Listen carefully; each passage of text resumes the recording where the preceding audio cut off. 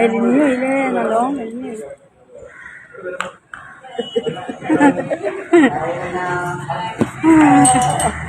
ഓ കിട്ടിയില്ല അതോ.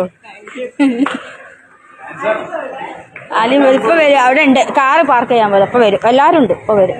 അത് അവിടെ പാർക്കിങ്ങിലുണ്ട്, ഇപ്പൊ വരും. പങ്കെടുക്കാൻ സാധിക്കുന്നു. അതും കോഴിക്കോടിലെ മണ്ഡലത്തിൽ നിന്ന് ഏറ്റവും പ്രായം കുറഞ്ഞ ഒരാൾ തന്നെ ബിഗ് ബോസിൽ ആദ്യമായിട്ട് പോകുന്നുള്ളൊരു ഇത്. അത് നമ്മൾക്കാണെങ്കിലും മലയാളികൾക്കും മൊത്തത്തിൽ കണ്ടുകണ്ടപ്പോൾ സന്തോഷമായിരുന്നു. എന്നൊക്കെ എങ്ങനെയായിരുന്നു നമ്മുടെ ഹാപ്പിനെസ്? ഫസ്റ്റ് യങ്ങസ്റ്റ് കണ്ടസ്റ്റന്റ് എന്നുള്ള രീതിയിൽ പോയതിൽ എനിക്ക് ഭയങ്കര ഹാപ്പിയാണ്. പിന്നെ 50 days ഉണ്ട്, അതുകൊണ്ട് അയൽക്കാർ ഭയങ്കര ഹാപ്പിയാണ്. ബിഗ് ബോസിൽ പോകുന്നതിന് മുന്നേ എന്തെങ്കിലും പ്രിപ്പറേഷൻസ് നിങ്ങളുടെ ഭാഗത്ത് നിന്നുണ്ടായിരുന്നു? ഞാൻ ഇതിന്റെ മുന്നത്തെ സീസൺസ് കണ്ടിട്ടുള്ളത് പ്രശ്നമായിട്ട് അങ്ങനെ ചെയ്തിട്ടില്ല. ഇപ്പൊ 50 ദിവസം കംപ്ലീറ്റ് ചെയ്തത് വലിയൊരു കാര്യമാണ്. അപ്പം എന്ത് തോന്നുന്നു 50 ദിവസം കംപ്ലീറ്റ് ചെയ്തപ്പോൾ? ഈ എന്നൊക്കെ ബിഗ് ബോസിൽ പോയി കഴിഞ്ഞപ്പോൾ ഉണ്ടാവുന്ന മാറ്റം ഇന്നുണ്ടായാലോ എന്നെ ചോദിച്ചാൽ എങ്ങനെയായിരിക്കും? പക്ഷെ എന്നാലും ഇൻഫ്ലുവൻസർ ആണല്ലോ. പക്ഷെ നമ്മളുടെ മൈൻഡ് ഗെയിമാണ്, ഒരാളുടെ പേഴ്സണൽ കാര്യങ്ങളെല്ലാം സ്ഥലമാണ്. അത് ആളുകൾ കാണുന്ന ഒരു സ്ഥലമാണ്. അപ്പൊ എനിക്ക് അറിയാമല്ലോ എന്റെ സ്വഭാവം എങ്ങനെയായിരിക്കും ഇനി ആളുകൾ കാണുക, ജനങ്ങൾ കാണുക എന്നുള്ളൊരു രീതിയിലൊക്കെ വെച്ച് നോക്കുമ്പോൾ അതൊക്കെ അറിഞ്ഞിട്ടാണ് ഞങ്ങൾ എന്തായാലും പോവാം. അതെന്തായാലും മനസ്സിൽ വിചാരിച്ചിട്ടാണ്. ഒരു അപ്രതീക്ഷിതമായിട്ടുള്ള എവിക്ഷൻ ആയിരുന്നല്ലോ. ഈ പ്രാവശ്യം എനിക്ക് പോണം എന്നുണ്ടായിരുന്നു, പക്ഷെ ഇപ്രാവശ്യം ഞാൻ പോകുന്നു വിചാരിച്ചില്ല. ബിക്കോസ് കൂടെ ഉള്ള ആൾക്കാരെ വെച്ച് നോക്കുമ്പോൾ ഞാൻ അടുത്ത ആഴ്ച കൂടി അറ്റ്ലീസ്റ്റ് നിൽക്കുമെന്ന് ഞാൻ വിചാരിച്ചു. പക്ഷെ അൺഫോർച്ചുനേറ്റ്ലി ആക്റ്റീവ് അല്ലാത്ത പലരും ബിഗ് ബോസിൽ തുടരുന്നു തോന്നുന്നുണ്ടോ?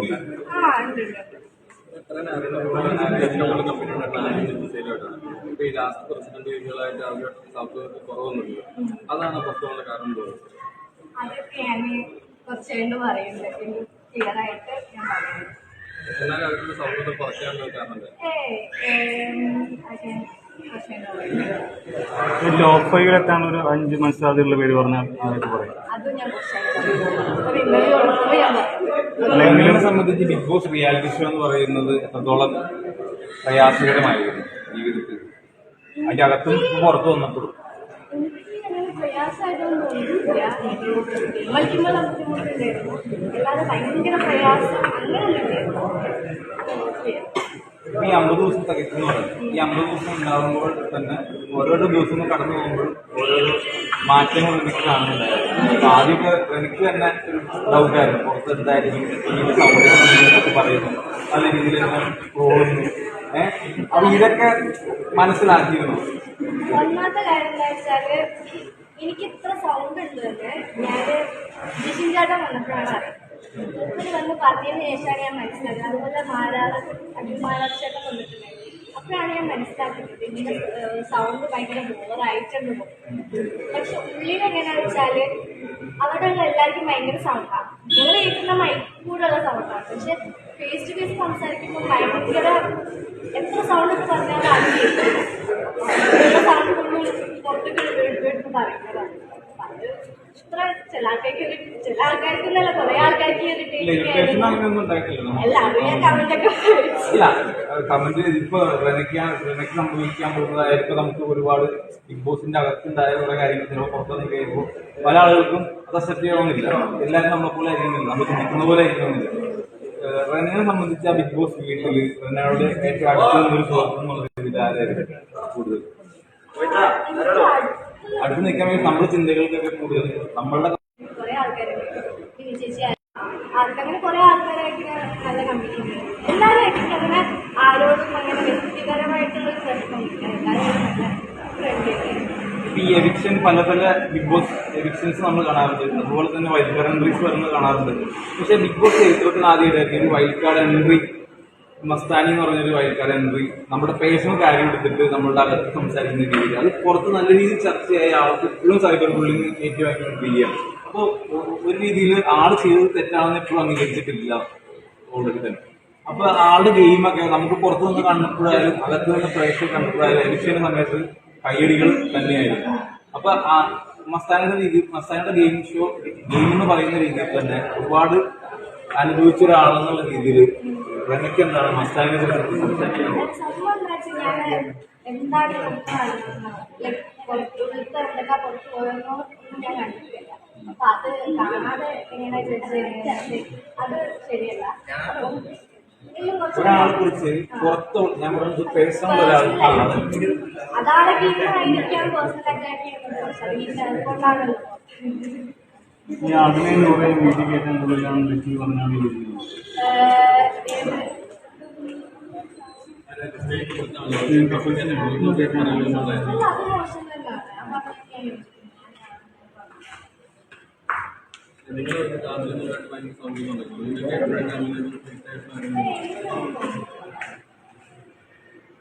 ഇനിയിപ്പോൾ ഉള്ള ഭാവി പരിപാടികൾ കാര്യങ്ങളൊക്കെ എങ്ങനെയാണ്?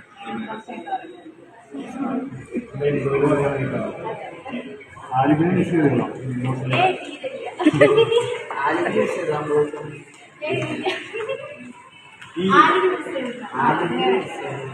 ഈ സാബുമാൻ എന്ന് പറഞ്ഞൊരു വ്യക്തി അവിടെ ഒരു രീതിയിലും ഒരു ഗെയിം കാണിച്ചിട്ടുണ്ടായില്ല. അപ്പോൾ പെട്ടെന്ന് ചെല്ലിയ അവസാനം ഇപ്പോൾ നമ്മളെല്ലാം പ്രതീക്ഷിച്ച സർമാൻ വ്യക്തി ആവുന്നുള്ള രീതിയിലായിരുന്നു. അവിടെ തന്നെ ആവുന്നത് തന്നെയായിരുന്നു. നമുക്കൊന്നും തന്നെ ആയിരുന്നു.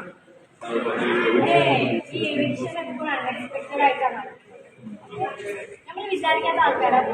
ചിലപ്പോൾ നമ്മൾ വിചാരിക്കുന്ന നല്ല ഗെയിമുകളാണ്. ആൾക്കാരെങ്ങനെ കാണുന്നുള്ള രീതിക്കല്ല അനുമോളെ ഏതെങ്കിലും തരത്തില് അതുപോലെ പാവാണ്. അങ്ങനെ നല്ല അടിപൊളിയായിരുന്നു.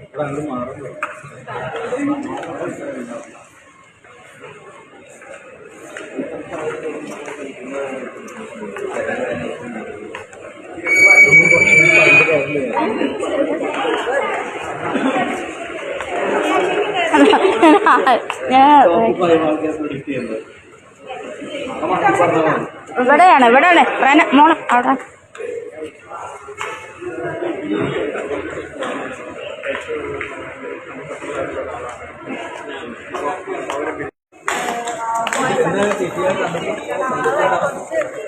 ആയിട്ടുള്ള കറക്റ്റ് ആയിട്ട് അപ്പൊ അത്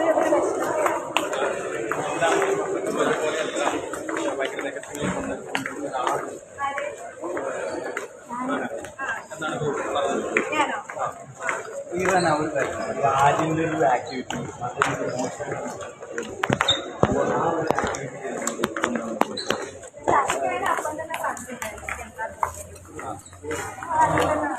ഈ അനുമോൾ സ്റ്റാൻഡ് നല്ലതായിരുന്നു.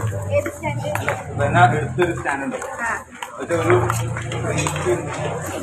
പറയുന്ന കാര്യങ്ങൾ സംസാരിച്ചോണ്ടിരിക്കും. അനുമോൾ കപ്പടിക്കാൻ ചാൻസ് ഉണ്ടോ? ആൾക്കാരെല്ലാവരും തീരുമാനിക്കാം. എനിക്കിപ്പോ 50 ദിവസമായിട്ടോ ഇനി 50 ദിവസത്തിൽ പലതും നടക്കാം. നമുക്ക് ബ്രേക്ക് ചെയ്യാൻ കഴിയില്ല. എങ്ങനെ അവിടുത്തെ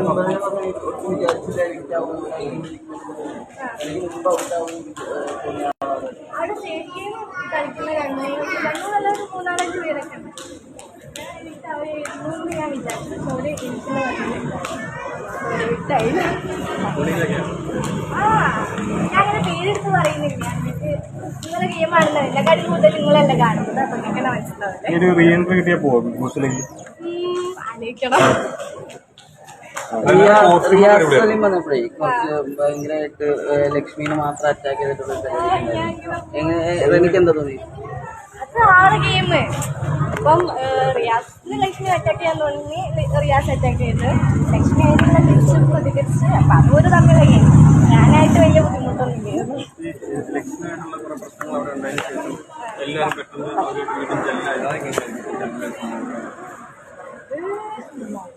അവരോട് വെക്കണ്ട. എല്ലാവരും നല്ല കമ്പനിയല്ലേ കഴിയും. നമ്മളെല്ലാരും അങ്ങനെ കമ്പനിക്ക് പ്രശ്നമില്ല. എല്ലാവരും നല്ല കമ്പനിയാണ്. റെനെ സപ്പോർട്ട് ചെയ്ത പ്രേക്ഷകരോട് എന്താണ് പറയാനുള്ളത്? പിന്നെ ഇതുവരെ നിർത്തിച്ച പ്രേക്ഷകരോട് എനിക്ക് പറയാനുള്ളത്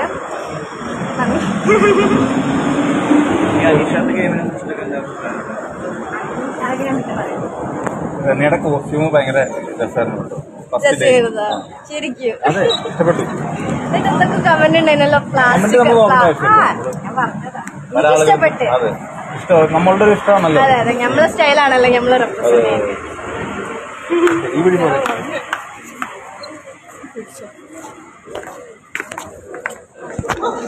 എല്ലാവരും പറഞ്ഞിട്ടുണ്ട് ഔട്ടായി എല്ലാവരും പറഞ്ഞിട്ടുണ്ടായിരുന്നു. ടോപ്പ് 3 പറയാൻ പറ്റുമോ? ടോപ്പ് 5 പറയാൻ പറ്റും. ടോപ്പ് 3 ഒക്കെ എന്നാലും ഒരു ഫേവറേറ്റ് ആയിട്ടുള്ള എന്നിപ്പോ നിൽക്കുന്ന എല്ലാവരും ഫേവറേറ്റ് ആയിട്ടുള്ളത് പറയുകയാണെങ്കിൽ എനിക്ക് 5 ഒന്നുമില്ല, കുറെ ആൾക്കാരാണ്. നല്ല 5 പറഞ്ഞു. ഈ വിൻസെന്റ്, പിന്നെ ആദില, അനുമോള്, ആര്യൻ, അൻവർക്ക, ഷാനോ,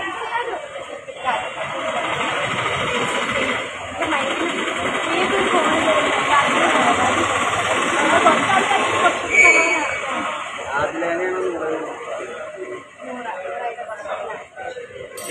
ആദ്യം ചെന്ന സമയത്ത് ഏറ്റവും കൂടുതൽ ബിൽഡ് ചെയ്തുള്ള ഷാനവാസാണ്. പക്ഷെ നിങ്ങൾ പോയ നൽകുന്നത് ഭയങ്കരമായിട്ടുള്ള സങ്കടത്തിൽ കണ്ടു വരുന്നത് അതിനെക്കുറിച്ച് അത് നല്ലൊരു മനുഷ്യനാണ്. അച്ഛനൊക്കെ ഗെയിമിന്റെ ഭാഗമല്ലേ, പേഴ്സണലായിട്ട് അങ്ങനെ ആരും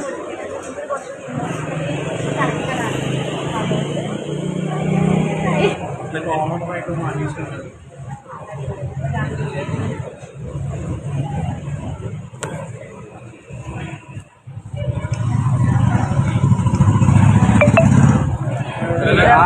ആര്യൻ ബെഡിൽ കയറി കിടന്ന സംഭവവുമായി ബന്ധപ്പെട്ട് അത് ആദ്യമേ എല്ലാം തിരിച്ചെടുത്തിട്ട് പിന്നീട് അതൊരു ഇഷ്യൂ ആക്കി മാറ്റാനുള്ള കാരണം ഞാൻ ചിരിച്ചിട്ടില്ലായിരുന്നല്ലോ. തീർച്ചയായിട്ടും വിഷലിനകത്ത് കാണുന്നുണ്ട്. വിഷലിനകത്ത് ചിരിച്ച മാത്രമാണ് കണ്ടത്, വേറൊന്നും കണ്ടില്ല. ചിരിച്ച് എന്നിട്ട് വേറൊന്നും കണ്ടില്ല. ഞങ്ങള് കണ്ടിട്ടില്ല. ലൈവ് നോക്കുമ്പോൾ ശരിക്കും മനസ്സിലാവും. അന്നേരം എന്തുകൊണ്ട് പ്രതികരിച്ചില്ല എന്ന് ചോദിക്കുന്ന ആളുകളുണ്ട്. അന്നേരം ഞാൻ പ്രതികരിച്ചല്ലോ പിറ്റേ ദിവസം രാവിലെ തന്നെ. അല്ല, സ്പോട്ടിൽ എന്തുകൊണ്ട് പ്രതികരിച്ചില്ല എന്ന് ചോദിച്ചവരുണ്ട്. സ്പോർട്സില് ഒരു ആക്ട് നടക്കുകയാണെങ്കിൽ ആ ഇപ്പൊ ഏതെങ്കിലും ഇങ്ങനെ ഇതേപോലെ എന്തെങ്കിലും ഒരു സംഭവത്തിന് ഇരയായിട്ടുണ്ടെങ്കിൽ മനസ്സിലാവും. ഇങ്ങനെ ഒരു ആക്ട് നടക്കുമ്പോൾ ഫസ്റ്റ് നമ്മൾ എന്താ പ്രതികരിക്കുക, നമ്മൾ ലൈക്ക് റിയാക്ട് ചെയ്യാൻ പറ്റാത്തൊരു സിറ്റുവേഷനിലായിരുന്നു. പെട്ടെന്ന് എന്താ ചിരിക്കണോ, ഭയങ്കര കൺഫ്യൂസ്ഡ് ആയിരുന്നു. ആ ഒരു സിറ്റുവേഷനിലായിരുന്നു ഞാൻ ഉണ്ടായിട്ടുള്ളത്. പിന്നെ ഞാൻ കുറച്ച് കഴിഞ്ഞപ്പോൾ എനിക്ക് അത് മനസ്സിലാച്ചപ്പോൾ ഭയങ്കര വിഷമമായി. പിന്നെ പിറ്റേ ദിവസം തന്നെ ഞാൻ കാര്യങ്ങൾ ചെന്ന് സംസാരിച്ചിട്ടുണ്ട്. അതിനെ ഏറ്റവും വിഷമിപ്പിച്ചത് ആര്യം സോറി പറയാതിരുന്നത്. അത് മാത്രമല്ല, വേറെ കുറെ കാര്യങ്ങളുണ്ടായി. ഞാൻ കറക്റ്റായിട്ട് പറയണ്ടേ, അല്ലെങ്കിൽ അവിടെ ഇവിടെ കേട്ട് അങ്ങക്ക് ക്ലിയർ ആവുന്നത്. ഞാൻ കറക്റ്റായിട്ട് പറയാം.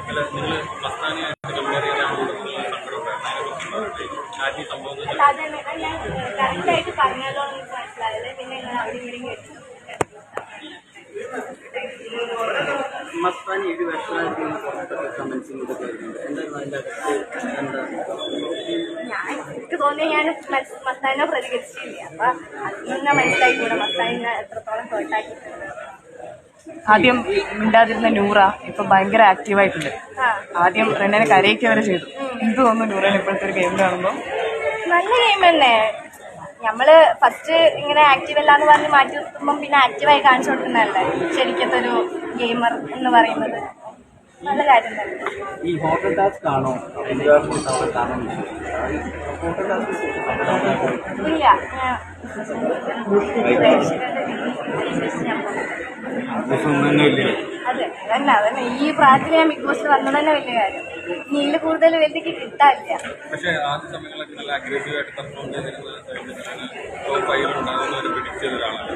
പക്ഷേ ലാസ്റ്റൊക്കെ ആയിട്ട് ഫോട്ടോ ടാസ്കിലൊക്കെ വെച്ച് സാഹചര്യത്തിനെ പോലെ നടന്നത് കുറച്ചൊന്നും ആക്റ്റീവ് അല്ലാത്ത പോലെ നമുക്ക് തോന്നുന്നു. എന്തുകൊണ്ട് അങ്ങനെ ഒരു ഞാൻ പിന്നെ കുറച്ചായപ്പോഴത്തേക്ക് എല്ലാവരുമായിട്ട് നല്ലോണം ഇമോഷണലി കണക്ട് ആയി. എനിക്ക് അങ്ങനെ ഒരു കണക്ഷൻ പറഞ്ഞാൽ ആളെങ്ങനെ ഭയങ്കര ഷൗട്ട് ചെയ്ത് പോകുന്നത് ആസ് ഒരു ഹ്യൂമൻ ബീങ് എന്നുള്ള രീതിക്ക് എനിക്കത് ചെയ്യാൻ പറ്റാത്തൊരു കാര്യം. അതുകൊണ്ട് പിന്നെ ഞാൻ ഏതെങ്കിലും ഗ്രൂപ്പ് പെട്ടുപോയി തോന്നുന്നുണ്ടോ ഈ അക്ബർ അക്ബാനി? തോന്നുന്നുണ്ടോ ചോദിച്ചാൽ തോന്നുന്നുണ്ട്.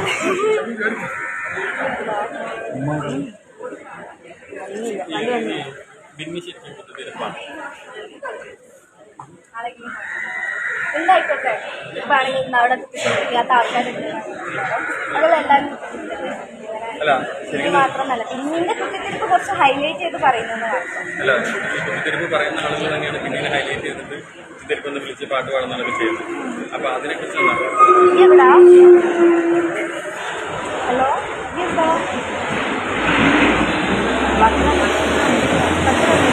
എവിടാ?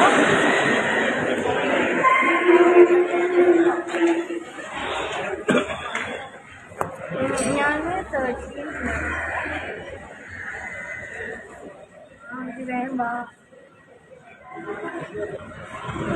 വണ്ടി വന്നോ ഇത്തവണ മത്സരാർത്ഥികൾക്ക് ലാലേട്ടൻ ഒരു ബഹുമാനക്കുറവുണ്ടെന്ന് വെളിയിലൊക്കെ ചർച്ച ചെയ്തിട്ടുണ്ട്. അപ്പോൾ അത് സത്യമാണ് ശരിക്കും വേണമെങ്കിൽ ബഹുമാനക്കുറവുണ്ടോ ലാലേട്ടൻ? അറിയാം.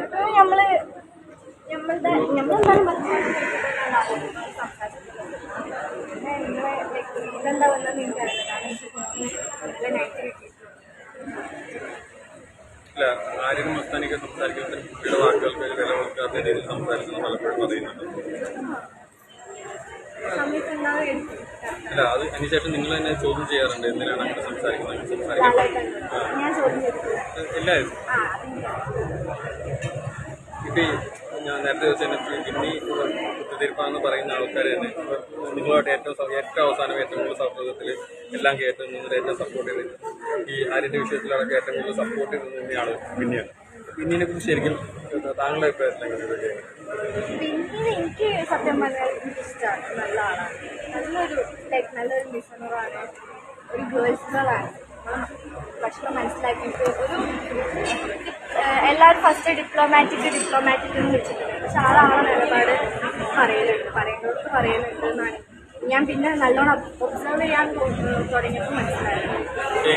നിങ്ങളുടെ അടുത്തുള്ള വീട്ടിലൊക്കെ തന്നെയാണ് ഇപ്പോൾ ആരും എത്തിച്ചാൽ കിടക്കുന്നത്. നിങ്ങൾക്ക് എങ്ങനെയെങ്കിലും നെഗറ്റീവായിട്ട് തോന്നുന്നുണ്ടാവും? ഞാൻ അങ്ങനെ മോശമായിട്ട് ഞാൻ കണ്ടിട്ടില്ല. കാണാത്ത കാര്യം പറയേണ്ട ആവശ്യമില്ല.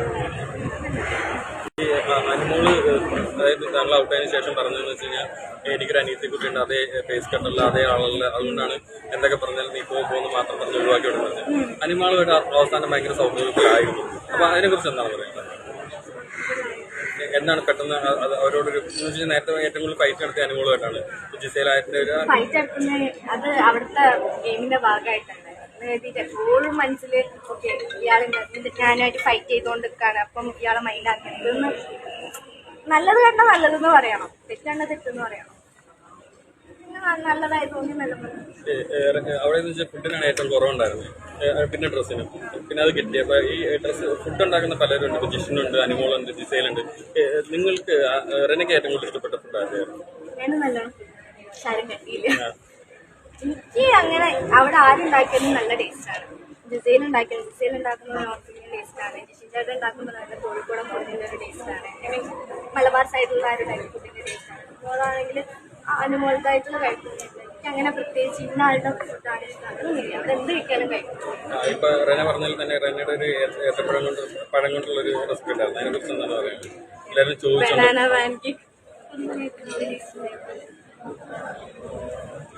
അതായത് ഈ ഗസ്റ്റ് ഇപ്പോൾ ഹോട്ടൽ ടാസ്കിൽ എല്ലാ ഗസ്റ്റ് വന്നതിന് ശേഷം അവിടെ ഗെയിമിന് എന്തെങ്കിലും ബാക്കിയുള്ളവരുടെ ഗെയിമിന് എന്തെങ്കിലും ചേഞ്ച് ഉണ്ടായിട്ടായിരിക്കും? അങ്ങനെ ഗസ്റ്റായിട്ടൊന്നും അങ്ങനെ ഹിറ്റ്സോ കാര്യങ്ങളൊന്നും പറഞ്ഞു. പൊതുവെ പറയുന്നത് റിയാസിൽ വന്നതിന് ശേഷം ലക്ഷ്മിക്ക് കൂടുതലും പോസിറ്റീവാണ് പറയുന്നത്. നെഗറ്റീവ് ആയിരുന്ന ലക്ഷ്മി ശരിക്കും പോസിറ്റീവിലേക്ക് വന്നതെന്ന് പറയുന്നത് റിയാസിലും വന്നതിന് ശേഷം. അതിനോട് അങ്ങനെ യോജിക്കുന്നുണ്ട്. അല്ല, ഇപ്പം ലക്ഷ്മി ഇപ്പം റിയാസ്ക്കൊക്കെ ആണെങ്കിലും പുള്ളിയുടേതായിട്ടുള്ള ഹേറ്റേഴ്സും ഉണ്ട്, ഫാൻസും ഉണ്ട്. പുള്ളിയുടെ ഹേറ്റേഴ്സ് ഡെഫിനറ്റ്ലി പുള്ളിക്ക് അഗേൻസ്റ്റ് നിൽക്കുന്ന സമയത്ത് ലക്ഷ്മിനെ സപ്പോർട്ട് ചെയ്യും. അങ്ങനെയാണ് ഫീൽ ചെയ്യുന്നത്. ഇവിടെ ആദ്യം വെളിയിലൊക്കെ ആദ്യം ലക്ഷ്മിക്ക് നെഗറ്റീവ് ആയിരുന്നു, നല്ല നെഗറ്റീവ് വന്നത്. അപ്പം റിയാസ് കയറിയതിന് ശേഷം ലക്ഷ്മി ഇതിനെ ടാർഗറ്റ് ചെയ്യുന്നുണ്ടായിരുന്നു റിയാസ്. അപ്പം അങ്ങനെ ലക്ഷ്മിക്ക് പോസിറ്റീവ് വൈബിലേക്ക് പോയി. അതായത് അറ്റാക്ക് ചെയ്യുന്നവരാണല്ലോ കൂടുതലും ആൾക്കാർ സപ്പോർട്ട് ചെയ്യുന്നത്. അത് ചിലപ്പോൾ ലക്ഷ്മിന്റെ ഗെയിം അങ്ങനെ ആയിരിക്കും. ലൈക്ക് ഇങ്ങനെ ഫസ്റ്റ് നെഗറ്റീവായിട്ട് പിന്നെ പോസിറ്റീവ് ആവാന്നുള്ള ഒരു ഗെയിം ആയിരിക്കും എടുത്തിട്ടുണ്ടാവാം. അതുകൊണ്ടായിരിക്കും ഫിനാലയ്ക്ക് ശേഷം ഞാൻ ഫസ്റ്റ് ഡേ തന്നെ പറയും എന്റെ വീട്ടിൽ കയറുന്നൊക്കെ. ഞാൻ അങ്ങോട്ടും പോവാന്നൊക്കെ പറഞ്ഞു. ഈ ആഴ്ച ഞാനും അതിൽ എഡിറ്റ് ആവുകയാണെങ്കിൽ ഞാൻ അതിലെന്റെ വീട്ടിലൊക്കെ പോകും. PR വർക്കിനെ പറ്റിയിട്ട് എനിക്ക് വലിയ നല്ല അഭിപ്രായം. എന്താ വെച്ചാല് PR ചെയ്യുന്ന എന്താ വെച്ചാല് ആ PR കൊടുത്ത ആൾക്ക് ഭയങ്കര പോസിറ്റീവ് ഉണ്ടാക്കാതെ ഓപ്പോസിറ്റ് നിൽക്കുന്ന ആൾക്ക് ഭയങ്കര നെഗറ്റീവ് ഉണ്ടാക്കും. അപ്പം PR കൊടുക്കുന്നതിനൊന്നും വലിയ പ്രശ്നമൊന്നുമില്ല. പക്ഷെ ബാക്കി ഓപ്പോസിറ്റ് നിൽക്കുന്ന ആളെ